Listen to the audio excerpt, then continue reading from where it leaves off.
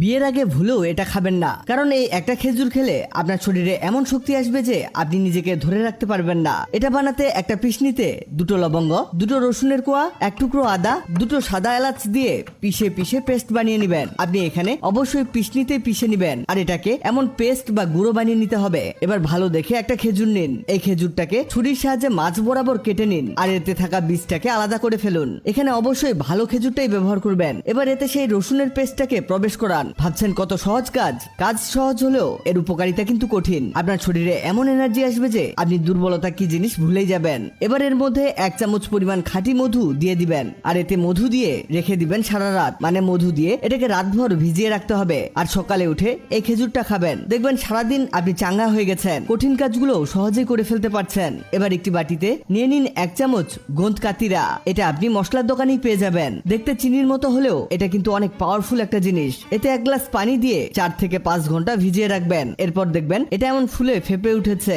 একইভাবে নিবেন তুলসীর বীজ, এটাও আপনি মশলার দোকানেই পেয়ে যাবেন। তুলসীর বীজটাকেও পানিতে ভিজিয়ে রাখবেন, দেখবেন এটাও ফুলে উঠেছে। এবার একটি গ্লাসে 1 চামচ সেই গোঁদ কাতিরা দিয়ে দিন, আর এর মধ্যে দিয়ে দিন 2 চামচ পরিমাণ তুলসীর বীজ।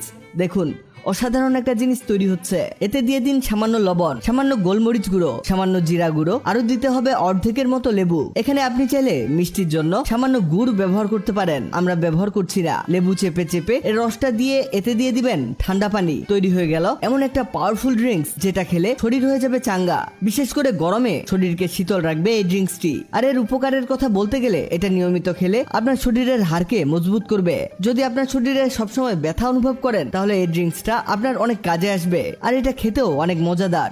ভিডিওটি আপনার কাজে আসবে, তাই দ্রুত খুঁজে পেতে টাইমলাইনে শেয়ার দিয়ে রাখুন। আগের ভিডিওতে কমেন্ট করেছেন সাতক্ষীরা থেকে ইয়াসির আরাফাত, চট্টগ্রাম থেকে সাদিয়া আক্তার, মালয়েশিয়া থেকে জিহাদ। আপনারা যারা কমেন্ট করেছেন আপনাদের ধন্যবাদ। ভিডিওটি ভালো লাগলে লাভ ইউ একদিন এমন সব তথ্যবহুল